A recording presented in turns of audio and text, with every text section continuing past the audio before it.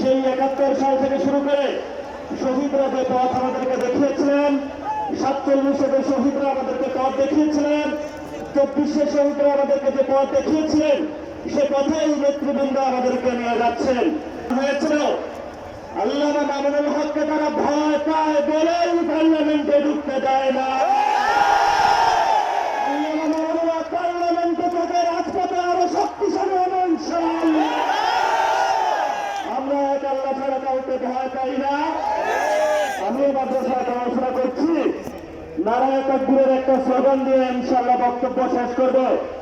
বাংলাদেশে আমরা যতদিন জীবিত থাকবে, বাংলাদেশে যতদিন থাকবে, নারায়ে তাকবীরের স্লোগান চলবে ইনশাআল্লাহ।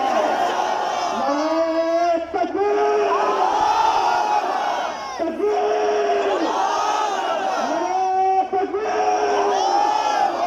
ভালো থাকবেন, দোয়া করে ইনশাআল্লাহ রাজপথে দেখা হবে। আসসালামু আলাইকুম ওয়া রাহমাতুল্লাহি ওয়া বারাকাতুহু। সংগ্রামী উপস্থিতি, এ পর্যায়ে বক্তব্য